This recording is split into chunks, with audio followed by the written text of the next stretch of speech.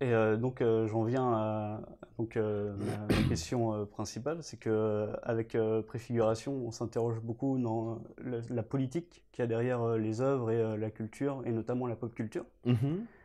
Et donc le jeu vidéo qui est un médium de divertissement principalement, comment faire de la politique avec, et notamment avec des jeux de guerre qui à première vue semblent ont une grande tendance à s'écarter de la politique, des studios qui veulent pas y toucher. Mhm. Je pense à Ubisoft récemment, ou même au-delà de ça, le questionnement de l'éthique derrière la fabrication de jeux, avec Quantic Dream et la récente polémique du travail dans le jeu. Donc, Politique et jeux vidéo. Il y aurait plusieurs façons de répondre à ta question. La première, c'est de voir que des discours portés a posteriori sur les jeux vidéo peuvent révéler en eux une certaine forme de portée politique. Le cas que je peux prendre, c'est le cas de Pac-Man. Pac-Man en 1980 est un succès du jeu d'arcade qui crée même un engouement qu'on appelle la Pac-Mania. Et c'est un des très grands succès du jeu vidéo japonais au niveau international, puisque tu as une entreprise qui s'appelle Namco derrière, qui est à l'origine de jeux. Euh, il faut attendre la fin des années 90 pour voir des lectures de Pac-Man. Je pense à celle qui est faite par Stephen Poole dans un bouquin qui s'appelle Trigger Happy, qui relie Pac-Man à travers une analyse sémiologique, c'est-à-dire quels sont les signes qui sont utilisés dans Pac-Man, quel est le statut de ces signes, qu'est-ce qu'ils disent, comment fonctionne le système, comment fonctionne l'interprétation du jeu. Son idée, c'est qu'au cœur de Pac-Man, il y a le mouvement de l'avatar, qui est un mouvement d'ouverture et de fermeture, qui est un mouvement donc de mâchoire, en tout cas qui va être interprété comme un mouvement de mâchoire, et qui est un mouvement de dévoration. Donc dès que Pac-Man est activé, il dévore. Et il va dévorer les petites packs gomme, les grosses packs gomme, et puis quand il dévore une grosse pack gomme, il dévore même les fantômes. Et son instinct de dévoration est tellement fort que même quand il meurt, c'est-à-dire quand il est touché par un fantôme, Pac-Man se dévore lui-même, c'est-à-dire que sa bouche s'ouvre démesurément jusqu'à l'englober lui-même et à le faire disparaître dans un petit éclat. Et Stephen Poole, on est à la fin des années 90, propose une interprétation de Pac-Man et qui montre en fait qu'il y a un sens politique derrière. Il dit Pac-Man c'est un jeu japonais et c'est un jeu japonais qui arrive à un moment où le Japon s'affirme comme une puissance industrielle au niveau international. Le Japon de la fin des années 70 en est un peu à peu près au niveau de la Chine d'aujourd'hui, c'est-à-dire que pendant quelques années, le Japon a été un pays qui s'est reconstruit après-guerre, qui s'est industrialisé, qui a beaucoup copié des technologies américaines, par exemple. Et puis, fin des années 70, bah, le Japon s'affirme pas seulement comme une puissance industrielle, mais aussi comme une puissance financière. C'est le moment où des conglomérats japonais vont racheter des entreprises américaines, vont racheter des immeubles à Manhattan et des choses comme ça. Cette puissance du Japon, elle va avoir un effet sur la société japonaise, c'est que la société japonaise s'ouvre à la consommation de masse. Et Stephen Poole dit en fait, Pac-Man est un jeu qui parle de la consommation de masse et qui s'interroge en fait sur cette consommation de masse et le sens de cette consommation de masse. C'est-à-dire qu'est-ce que ça nous apporte à la vérité que de devenir une société de superconsommation. Et l'hypothèse qu'il porte, c'est que finalement, c'est pas génial quand même de s'ouvrir à la super consommation parce que ça mène à rien, si ce n'est à la perte. Comme tout bon jeu d'arcade qui se respecte, puisque c'est le modèle d'exploitation, les jeux d'arcade sont des jeux où à la fin on perd d'une façon ou d'une autre. Pourquoi on perd? On perd pour pouvoir remettre une pièce et pouvoir continuer ou reprendre la partie ou essayer d'aller plus loin. Donc, cette question du politique, c'est que tout objet est politique d'une certaine façon. Euh, il y a des représentations sociales qui sont à l'œuvre, même dans des jeux comme Space Invaders, c'est-à-dire le rapport à l'autre. Il y a des questions sur, je ne sais pas, l'héroïsme dans Space Invaders aussi. Parce que Space Invaders, c'est quoi? C'est être le dernier rempart d'une invasion qui va tout détruire. Donc, il y a des représentations qui sont à l'œuvre. Il y a des représentations, je ne sais pas, dans Donkey Kong, des rapports genrés entre hommes et femmes. La princesse en détresse qu'on va délivrer, d'un symbole qui est repris au cinéma, puisque c'est repris au film King Kong, qui est un symbole de virilité affirmée. Il est grand, il est musclé, il est poilu. Enfin, voilà. Donc, il y a évidemment, voir du politique dans ces jeux, c'est prendre parfois le temps de constater ce qui s'y passe, ce qui s'y dit, parce que les jeux vidéo sont des univers de discours. Ensuite, il y a la deuxième phase, c'est de quelle manière les game designers développent un propos politique dans leur jeu. Donc là, je t'invite vraiment à aller lire Chris Crawford. Chris Crawford, c'est un game designer américain qui a travaillé pour Atari, qui a été un des premiers à développer une posture d'indépendant, et qui a fait des jeux dans les années 80 pour Micro, qui sont des jeux qui parlent des relations diplomatiques, qui parle des ressources planétaires et comment on est en train de crever la planète, des jeux de D'accord. 1984, etc. Et qui a développé tout un propos politique assez fort dans ces jeux, en défendant l'idée que le jeu était une forme qui pouvait permettre ce discours. Et pourquoi le computer game is un art, est un art? Parce que à travers le système, on fait comprendre des choses aux joueurs, il expérimente des choses et donc il comprend des choses, on peut lui développer un discours avec ça. Et puis tu peux te pencher sur la production, par exemple, de jeux français des années 80. Tu tomberas sur les jeux d'une game designeuse qui s'appelle Muriel Tramis, qui est une des premières à faire valoir dans le jeu vidéo français des cultures régionales. Il s'agit de la culture créole, et qui va parler de féminisme, qui va parler de colonialisme, qui va parler de l'esclavage, dans des jeux qui ont par ailleurs un succès public et critique à l'époque. Mais Willow, par exemple, ou d'autres jeux de Muriel Tramis, où il y a une charge politique très assumée et très forte dans des jeux qui, par ailleurs, sont très largement appréciés par des magazines comme Tilt ou autres. Alors, il est D'accord. assez évident que l'ouverture des plateformes de diffusion dématérialisées ont permis à toute une série de studios de pouvoir aller plus loin aujourd'hui là-dessus. Euh, la guerre a été largement pensée selon deux points de vue dans le jeu vidéo jusque dans les années 2000. C'est le point de vue surplombant du jeu de stratégie. Alors vraiment point de vue surplombant, parce que du point de vue de l'image, c'est vraiment une vue en plongée sur un champ de bataille, et puis on déploie ses unités, etc. Et puis le first-person shooter a développé un point de vue qui est celui plutôt de l'infanterie sur le terrain, et qui est un point de vue du one-man hero, enfin un homme seul qui fait lui-même la guerre, c'est-à-dire que c'est Patterson dans Medal of Honor qui remporte quasiment lui tout seul la Seconde Guerre mondiale. Et puis, tu as un jeu comme This War of Mine qui sort et qui d'un coup parle de guerre, mais plus du côté de l'armée, mais du côté de des populations civiles qui souffrent de la guerre. Alors, il a fallu attendre les années 2010 pour avoir ce type de jeu, quand bien même il serait possible peut-être de rechercher dans certains jeux des années 90 ou 80, où on peut retrouver ces formes-là de survie, etc. Euh, donc, ce qui veut dire probablement qu'il y a un effet de maturation du secteur. C'est-à-dire qu'aujourd'hui, le jeu vidéo, c'est plus comme dans les années 80 sous la férule de Nintendo, un secteur qui s'adresse aux jeunes et aux garçons, où on leur apporte des contenus qui sont bien stéréotypés comme il faut pour pouvoir s'assurer de les exploiter à l'international sans difficulté. C'est la question de la violence, la masculinité militarisée qui avait été travaillée par Stephen Klein pour montrer que voilà, c'était un des motifs les plus récurrents, quel que soit le lieu de production et d'origine du jeu. On voit aujourd'hui des jeux qui s'adressent peut-être à des gens qui ont 20, 30 ou 40 ans, qui vont être en attente d'une certaine façon de plus de finesse, de profondeur dans le jeu, voir cette fameuse recherche d'émotion qui va peut-être passer aussi par ce type de thématique.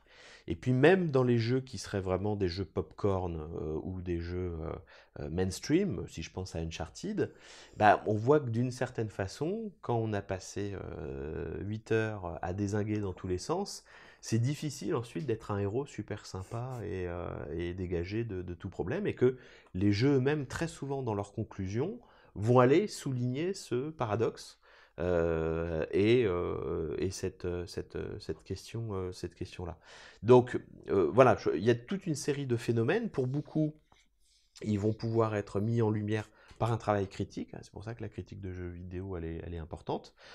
Pour d'autres, elle va être dans la proposition d'origine et puis plus ou moins bien reçue par les joueurs, mais aussi par le statut qu'on donne aux jeux vidéo. C'est-à-dire, il y a quelques années, tu avais un jeu qui avait été annulé par Konami alors qu'il était en développement, qui s'appelait Six Days in Fallujah, qui était un jeu qui était contemporain de la Deuxième Guerre en Irak menée par les États-Unis.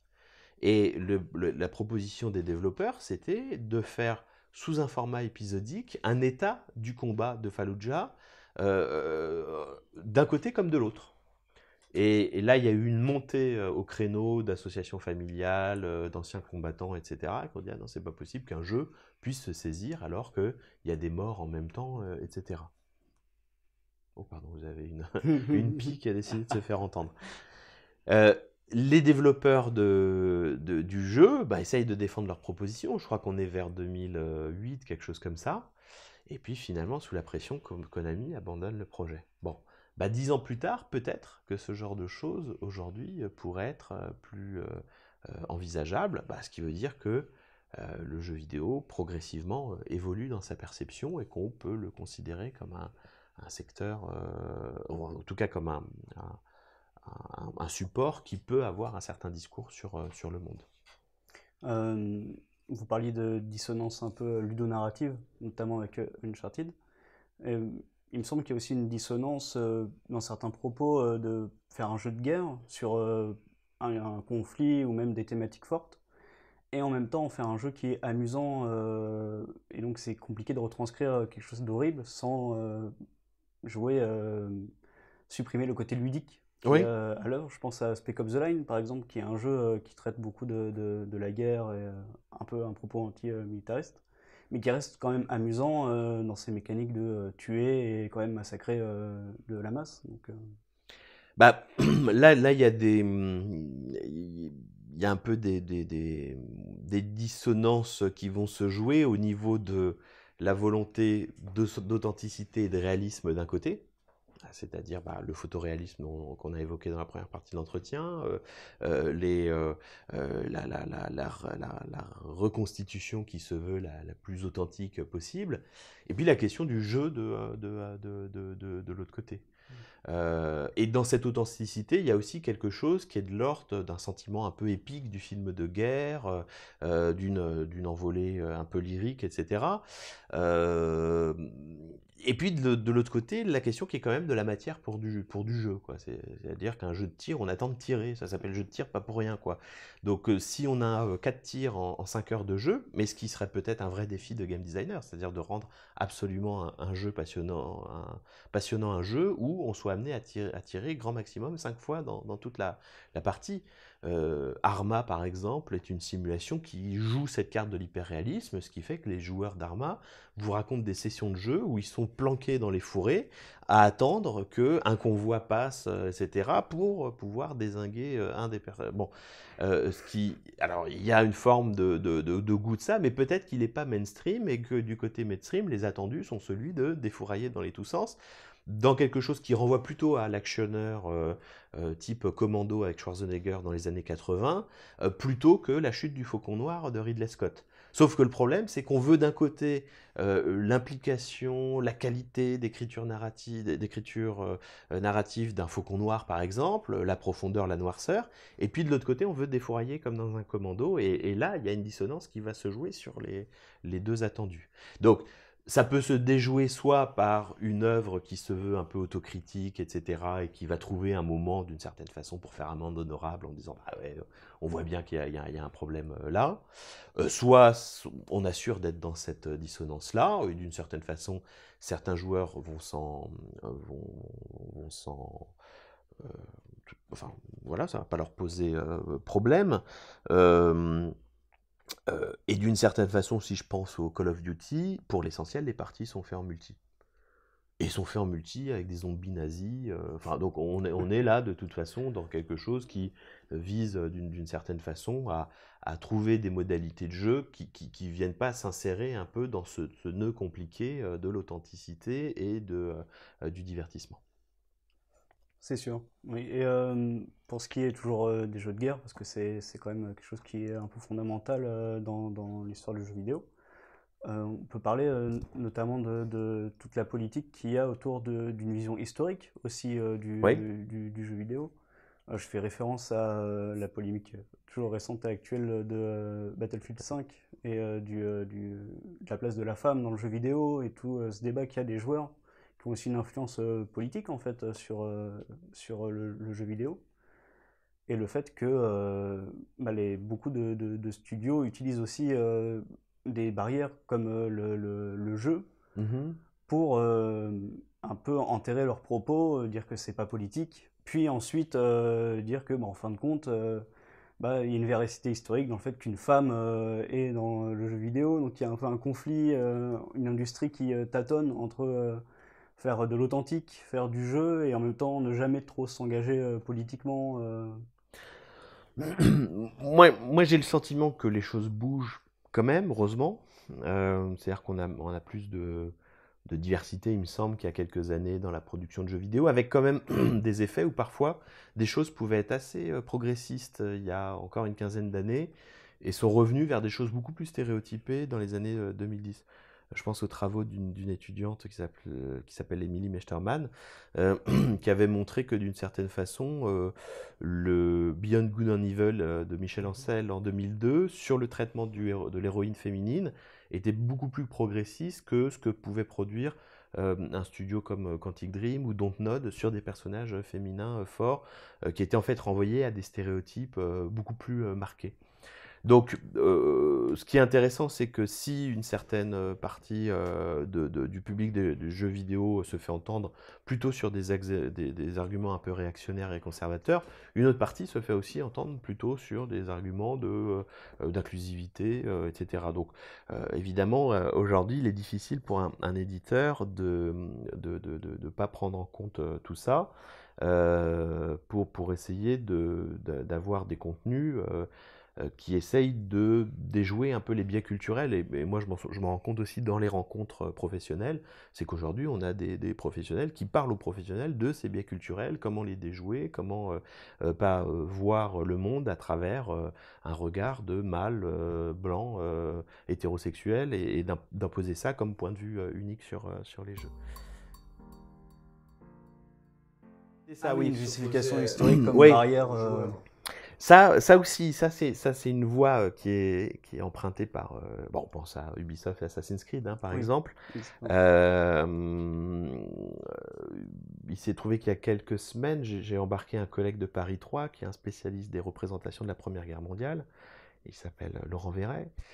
Et je lui ai proposé de jouer dans le cadre d'un festival qui avait lieu à Rennes, sur Twitch, un soir à Battlefield 1 et le lendemain à Soldats Inconnus, Mémoire de la Grande Guerre. Et donc, on a pu voir deux visions de la Première Guerre mondiale par deux studios différents, avec des visées différentes. Mais d'une certaine façon, se révélait dans un jeu comme dans l'autre deux choses. D'une part, que le jeu avait la primauté sur la reconstitution, c'est-à-dire que l'idée c'est de constituer un jeu, donc de faire en sorte que ce soit divertissant pour le joueur et que un champ de bataille de Battlefield ne ressemble absolument pas à un champ de bataille de la vraie Première Guerre mondiale. Il est fait d'éléments, de ruines qui permettent de se cacher, de se mettre à couvert, enfin il est fait pour le jeu. Et puis que, même avec une bonne intention, ces jeux n'échappaient pas à des stéréotypes qui, pour certains, datent du 19e siècle. Par exemple, sur la représentation des Allemands sous l'art, ou sur la question des costumes, des uniformes, pardon, et de leur évolution, etc. Donc, même pour un jeu qui part un peu d'une volonté plus humaniste comme Soldat Inconnu, bah en fait, Soldat Inconnu se ressaisit et réintègre toute une série de stéréotypes qui, pour certains, proviennent d'un effort de propagande anti-allemand de la Première Guerre mondiale, voire de la guerre de 1870.